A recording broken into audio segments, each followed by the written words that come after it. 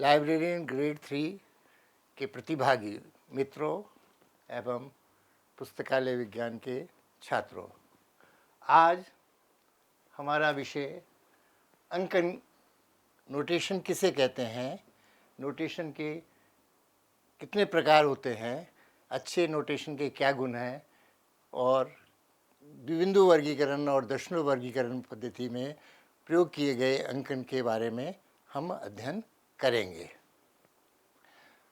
हम अपने दैनिक जीवन में प्रत्येक कला, आर्ट्स के विषय अथवा विज्ञान, साइंस के विषयों के पदों को व्यक्त करने के लिए कुछ चिन्हों, अंकों अथवा प्रतीकों, फिगर्स, नंबर्स, सिंबल्स का प्रयोग करते हैं। उदाहरणार्थ गणित विषय में एवं उसकी उप विषय जो है ज्योमेट्री, फिजिक्स, ज्योमेट्री, अलजेब्रा इत्यादि में उसकी सभी शाखाओं के लिए कुछ प्रतीकों एवं आकृतियों का प्रयोग किया जाता है। उदाहरण के तौर पर 100 शब्द जो अपन बोलते हैं उसको दर्शाने के लिए मैथमेटिक्स में 100 का प्रयोग किया जाता है। इसी प्रकार गणित विषय में प्लस धन का चिन्ह, माइनस ऋण का चिन्ह, गुना के लिए गुना का चिन्ह और बराबर के लिए बराबर का चिन्ह द्वारा इन्हें दर्शाया जाता है। इसी प्रकार रसायन शास्त्र विषय में, केमिस्ट्री में फॉर्मूलाज या सूत्रों को दर्शाने के लिए, जैसे पानी को दर्शाना हो तो H2O चिन्ह का प्रयोग, फार्मूला का प्रयोग किया जाता है। इसी प्रकार क्लोरीन को दर्शाने के लिए Cl का प्रयोग किया जाता है। इसी प्रकार हिंदी मात्रा में जो हम हिंदी लिखते हैं, हिंदी भाषा में कोई पैराग्राफ लिखते हैं, पूर्ण विराम को दर्शाने के लिए इस चिन्ह का प्रयोग किया जाता है। इसको पूर्ण विराम के नाम से पुकारते हैं। इन चिन्हों, प्रतीकों, गणितीय चिन्हों आदि को वर्गीकरण में अंकन के नाम से पुकारा जाता है। इस प्रकार के चिन्हों या अंकनों का प्रयोग हम सामान्य जीवन में भी देखने को हमें मिलता है। उदाहरण के तौर पर लॉन्ड्री की जो दुकानें होती हैं, धोबी की दुकानें होती हैं, उनमें भिन्न भिन्न ग्राहकों के कपड़े धुलने के लिए आते हैं। उनको सैकड़ों प्रकार के ग्राहकों के कपड़ों को अलग अलग चिन्ह द्वारा दर्शाया जाता है और किसी एक ग्राहक के कपड़े दूसरे ग्राहक के कपड़ों में को पृथक करने के लिए इस प्रकार के चिन्ह का प्रयोग किया जाता है।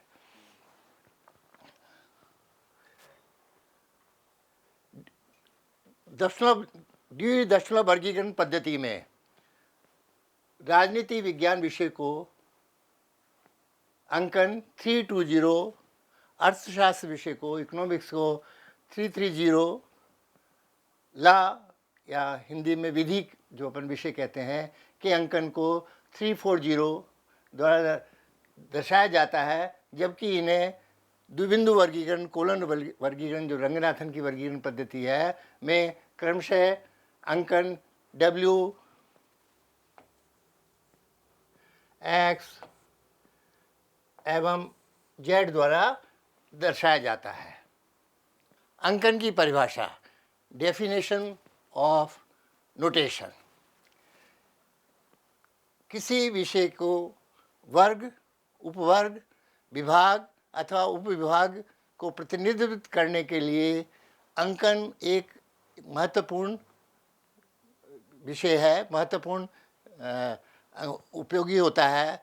ग्रंथालय विज्ञानियों द्वारा अंकन को निम्न प्रकार परिभाषित किया गया है। इसमें 3-4 लेखकों की जो परिभाषा है उसको अपन डिस्कस करेंगे। पदों को निर्दिष्ट करने के लिए व्यवस्थित अंक अथवा चिन्हों को अंकन कहते हैं। ये परिभाषा हेनरी एल्विन ब्लिस के द्वारा दी गई है। मार्गरेट मान ने इसे इस प्रकार दर्शाया गया है: वर्गों अथवा उपवर्गों के लिए निर्धारित चिन्हों को उस वर्गीकरण पद्धति का अंकन कहते हैं। बर्बिक सेयर्स, जो ग्रंथालय विज्ञान के बहुत बड़े विद्वान थे, रंगनाथन के अध्यापक भी रहे, उनके द्वारा, और इन्हें ग्रंथालय वर्गीकरण का ग्रामेरियन, व्याकरणाचार्य के नाम से पुकारा जाता है।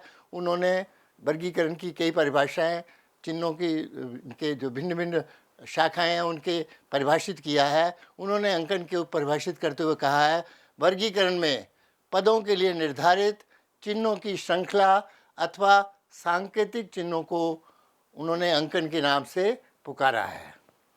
इसी प्रकार भारत के मशहूर ग्रंथालय S.R. रंगनाथन, जिन्हें पुस्तकालय विज्ञान का पितामह भी कहा जाता है, उन्होंने इसे इस प्रकार परिभाषित किया है, किसी वर्गीकरण पद्धति में वर्गों का प्रतिनिधित्व करने के लिए प्रयुक्त क्रमवार जो चिन्ह लगाए जाते हैं, अंकों का प्रयोग किया जाता है, कि व्यवस्था को उन्होंने उस पद्धति के अंकन के नाम से पुकारा है।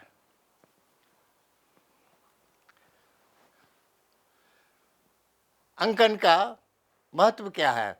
पुस्तकालय वर्गीकरण में अंकन का महत्व क्या है, इसके बारे में अपन जानकारी प्राप्त करेंगे। किसी वर्गीकरण पद्धति की सफलता अंकन की कुशलता पर निर्भर करती है। सेयर्स महोदय ने ठीक ही कहा है कि उत्तम अंकन दोषपूर्ण वर्गीकरण को अच्छा तो नहीं बना सकता, परंतु दोषपूर्ण अंकन उत्तम वर्गीकरण को नष्ट कर सकता है। उत्तम अंकन दोषपूर्ण वर्गीकरण को अच्छा तो नहीं बना सकता, पर दोषपूर्ण अंकन उत्तम वर्गीकरण को नष्ट कर सकता है। कहने का तात्पर्य यह है कि अंकन जो है उसमें ऐसे गुण होने चाहिए कि वो वर्गीकरण पद्धति को आगे बढ़ाने में, उसमें अच्छी चीज़ों को इंक्लूड करने में सहायक हो सके।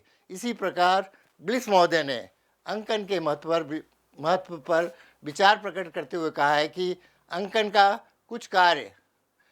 का कार्य कुछ भी हो, परंतु वर्गीकरण का निर्माण इसके द्वारा नहीं होता। खाली अंकन के द्वारा अच्छी वर्गीकरण पद्धति का निर्माण नहीं हो सकता, यद्यपि यह संपूर्ण वर्गीकरण को नष्ट कर सकता है। अगर अच्छा अंकन नहीं होगा तो अच्छी वर्गीकरण पद्धति को वो नुकसान पहुंचा सकता है, नष्ट कर सकता है, जबकि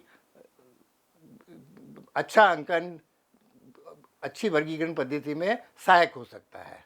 अंकन के महत्व को इसी बात से अनुमानित किया जा सकता है कि कई वर्गीकरण पद्धतियों का नामकरण ही उनके अंकन पर आधारित रखा गया है। जैसे मेलविल ड्यूई की पद्धति दशमलव वर्गीकरण अंकन के आधार पर उसका नाम रखा गया है। कटर की वर्धनशील वर्गीकरण पद्धति वर्धनशील अंकन, तथा रंगनाथन महोदय की द्विबिंदु वर्गीकरण, जिसे अपन कोलन क्लासिफिकेशन के नाम से पुकारते हैं, द्विबिंदु वर्गीकरण अंकन पर आधारित है। तो भिन्न भिन्न वर्गीकरण पद्धतियों का नामकरण ही उनके अंकन के आधार पर नियत किया गया है, निश्चित किया गया है। Types of notation. पुस्तकालय अंकन के कितने प्रकार होते हैं? टाइप्स ऑफ नोटेशन, मुख्य रूप से अंकन दो प्रकार का होता है। पहला शुद्ध अंकन, प्योर नोटेशन, जिसमें एक ही प्रकार के चिन्हों का प्रयोग किया जाता है। मिश्रित अंकन, जिसमें एक से अधिक प्रकार के चिन्हों का प्रयोग किया जाता है। ये मुख्यतः दो प्रकार के अंकन होते हैं। शुद्ध अंकन, प्योर नोटेशन किसे कहते हैं? जिस अंकन में मात्र एक ही प्रकार के चिन्हों, वर्णों आदि का प्रयोग होता है, उसे शुद्ध अंकन के नाम से पुकारा जाता है। उदाहरणार्थ इंडो अरेबिक न्यूमरल्स जो है 1 2 3 4 5 6 7 8 9 और 0। इसी प्रकार रोमन अल्फ़ाबेट्स हैं, कैपिटल अल्फ़ाबेट्स ABCD XYZ। जिस अंकन में इनमें से एक प्रजाति के चिन्हों का प्रयोग किया जाता है, उसे शुद्ध अंकन के नाम से पुकारते हैं। शुद्ध अंकन प्रारंभ करने का श्रेय मेलविल ड्यूई को जाता है। उन्होंने सर्वप्रथम 1876 में उनके द्वारा निर्मित वर्गीकरण पद्धति, जिसे कि हम दशमलव वर्गीकरण पद्धति के नाम से पुकारते हैं, उसमें 1876 में उन्होंने इंडो अरेबिक न्यूमरल्स, भारतीय अरबी अंकों का प्रयोग किया था। इसी प्रकार मेलविल ड्यूई के बाद कटर महोदय ने अपनी एक्सपेंसिव क्लासिफिकेशन, जिससे विस्तारशील वर्गीकरण पद्धति के नाम से पुकारा जाता है, जिसका निर्माण कटर महोदय द्वारा 1891 में किया गया था, उसमें मात्र रोमन कैपिटल अल्फ़ाबेट्स का प्रयोग किया गया है, बड़े रोमन अक्षरों का प्रयोग किया गया था।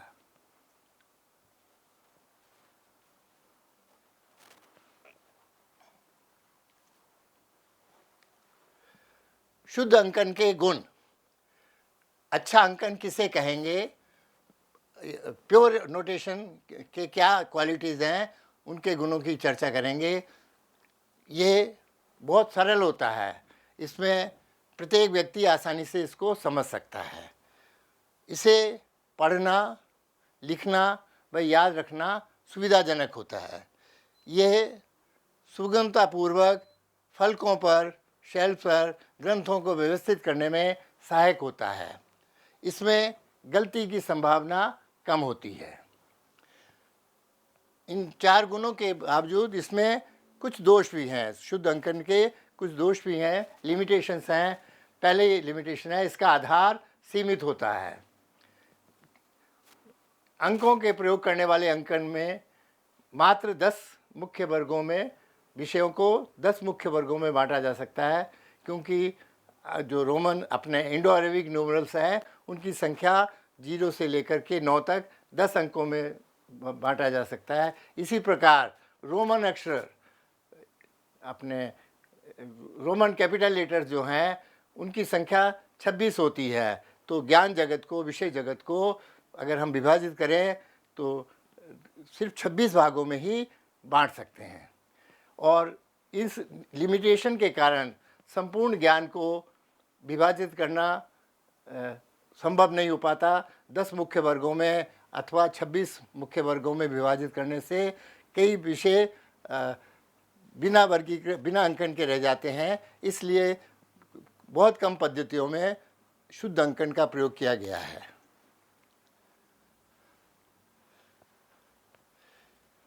मिश्रित अंकन, ऐसा अंकन जिसमें एक से अधिक प्रकार के प्रतीकों, चिन्हों आदि का प्रयोग किया जाता है, उसे मिश्रित अंकन के नाम से पुकारा जाता है। उदाहरणार्थ, ऐसी वर्गीकरण पद्धति जिसमें इंडो अरेबिक न्यूमरल्स, हिंदी अरबी अंकों का प्रयोग 0 से लेकर 9 तक, 0, 1, 2, 3, 4, 5, 6, 7, 9, 8, 9, रोमन बड़े अक्षर कैपिटल ABCD XYZ, रोमन छोटे अक्षर ABCD XYZ, विशिष्ट चिन्ह जैसे comma, semicolon, colon, inverted comma इत्यादि का प्रयोग किया जाता है। गणितीय चिन्ह जैसे प्लस, माइनस आदि का प्रयोग किया जाता है। इन एक वर्गीकरण पद्धति में सारे प्रकार के अंकनों का प्रयोग आवश्यक नहीं है, 2 या 2 से अधिक प्रकार के अंकन का प्रयोग किया जाता है। ऐसे अंकन को मिश्रित अंकन के नाम से पुकारते हैं।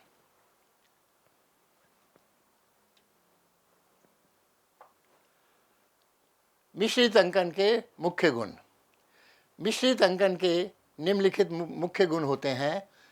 पहला, मिश्रित अंकन का आधार विस्तृत होता है। क्यों विस्तृत होता है मिश्रित अंकन का आधार? क्योंकि इसमें एक से अधिक प्रकार के चिन्हों का प्रयोग किया जाता है, इसलिए इसका आधार विस्तृत होता है और ज्ञान जगत के प्रथम श्रेणी के जो भिन्न भिन्न विषय होते हैं, उनको अलग अलग अंकन प्रदान करना संभव होता है। दूसरा मिश्रित अंकन का गुण है, सामान्यतः मिश्रित अंकन वाला वर्गांक शुद्ध अंकन वाले वर्गांक की तुलना में साइज में छोटा होता है। तीसरा, नए विषय वाले ग्रंथों को प्रचलित वर्गांकों में स्थान प्रदान करना सरल होता है। अर्थात कई इंटरडिसिप्लिनरी सब्जेक्ट्स आज पैदा हो रहे हैं ज्ञान जगत में, उनको जो पूर्व में वर्गांक प्रदान किए गए हैं उनसे संबंधित विषयों में, उनके बीच में स्थान उनको निर्धारित करना शुद्ध अंकन या मिश्रित अंकन में बहुत सुविधाजनक होता है। उत्तम अंकन के मुख्य गुण। एक अच्छी क्वालिटी का अंकन में निम्नलिखित गुणों का समावेश आवश्यक होता है। और बर्बिक सेयर्स ने, जो कि पुस्तकालय विज्ञान के ग्रंथालय वर्गीकरण के बहुत बड़े विद्वान हैं, उन्होंने इन 4 गुणों का उल्लेख किया है अच्छे अंकन की विशेषताओं के रूप में। पहला है संक्षिप्तता, दूसरा है सरलता, तीसरा है वर्धनशीलता और चौथा है स्मरणशीलता। अब हम इन गुणों के बारे में संक्षेप में ज्ञान प्राप्त करेंगे। संक्षिप्तता का क्या अर्थ है? अंकन का प्रयोग ग्रंथ की पीठिका, स्पाइन, पीठिका कहते हैं स्पाइन, स्पाइन पर पुस्तक का जो पिछला भाग होता है वहाँ पर इसको अंकन को लिखा जाता है। और अंकन का प्रयोग पुस्तकालय के एक्सेशन रजिस्टर में पुस्तक के कई भागों में टाइटल पेज पर, बैक ऑफ टाइटल पेज आदि पर लिखा जाता है। इसलिए पीठिका पे की चूँकि चौड़ाई कम होती है, कोई 150 पेज की किताब है, कोई 200 पृष्ठ की पुस्तक है, अगर लंबा अंकन होगा तो उसे उस पर लिखने में कठिनाई आएगी। इसलिए इसका जो सबसे बड़ा गुण है अच्छे अंकन का कि वो संक्षिप्त अंकन होना चाहिए, छोटा अंकन होना चाहिए, जिसको कि पीठिका पर आसानी लिखने में सुविधा रहे, उसको बोलने में सरलता रहे और लिखने में भी सरलता रहे। दूसरा है सरलता। बर्बिक सेयर्स महोदय ने उत्तम एवं सरल अंकन को उसे माना है जिसे सरलतापूर्वक लिखा, पढ़ा व उच्चारित किया जा सके, प्रोनाउंस किया जा सके, तो तथा आसानी से उसको स्मृति में रखा जा सके, आसानी से याद रखा जा सके। तीसरा गुण है वर्धनशीलता, फ्लेक्सिबिलिटी। ग्रंथ जगत के निरंतर विकासशील होने के कारण आजकल भिन्न भिन्न नए नए विषय पैदा हो रहे हैं, इंटरडिसिप्लिनरी सब्जेक्ट्स आ रहे हैं, इनके कारण नए नए विषयों का निर्माण सतत रूप से होता रहता है। अतः नए विषयों को अनुसूची में उसमें बिना क्रम परिवर्तन किए उनके बीच में आगे रखी हुई जो पुस्तकें हैं उनका भी क्रम न बिगड़े, पीछे रखी हुई पुस्तकें हैं उनका भी क्रम न बिगड़े और बीच में इनको स्थान प्रदान करने की सुविधा होती है। इसे वर्धनशीलता का गुण कहा जाता है। और चौथा है स्मरणशीलता, निमोनिक। स्मरणशीलता वर्गीकरण पद्धति के अंकन का महत्वपूर्ण गुण है। सेयर्स के अनुसार वर्गीकरण पद्धति में प्रतीकों अथवा चिन्हों का प्रयोग इस प्रकार से किया जाना चाहिए कि पद्धति में जिस स्थान पर प्रयुक्त किया जाए सभी स्थानों पर उसका अर्थ लगभग समान ही हो। उदाहरण के तौर पर कोलन क्लासिफिकेशन में एनर्जी पक्ष में, ऊर्जा पक्ष में अंक 4 का प्रयोग किया गया है। अंक 4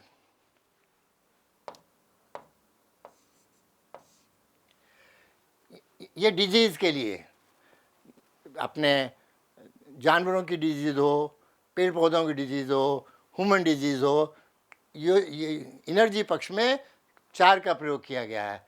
इसी प्रकार सामाजिक डिजीज़, गरीबी, भुखमरी इत्यादि के लिए बाई मेन क्लास में कोलन 4, वाई कोलन 4 सामाजिक व्याधि या सामाजिक डिजीज़ के लिए कोलन 4 का प्रयोग किया गया है। तो ये जो है कि जिस स्थान पर भी प्रयोग किया जाए सेम अर्थ, लगभग सेम अर्थ दर्शाता हो, इस प्रकार ये पहला गुण सेयर्स महोदय ने बताया। स्मरणशीलता के गुण में विभिन्न वर्गों अनुसूचियों को छोटा करने की क्षमता होती है। इस स्मरणशीलता का दूसरा गुण क्या है? विभिन्न वर्गीकरण की जो अनुसूचियां हैं उनमें उनको छोटा, सूचियां बहुत मोटी नहीं हो जाएं, बहुत बड़ी साइज में ना हो जाएं, उनको संक्षिप्त करने की गुण होना चाहिए। अगर अपन देखें कि कोलन क्लासिफिकेशन की जो पुस्तक है 250-300 पेज की है, जबकि डीवी डेसिमल क्लासिफिकेशन चूँकि वो शुद्ध अंकन पर आधारित है, 3 वॉल्यूम में है और 3000 से अधिक पृष्ठ है। तो इस अच्छे अंकन का ये भी गुण है कि वो साइज में भी छोटा रहे और स्मरणशीलता के गुण में विभिन्न वर्गों को अनुसूचियों को छोटा करने की क्षमता होती है। उपयुक्त 4 गुण जो कि बर्विक सेयर्स ने बताए हैं।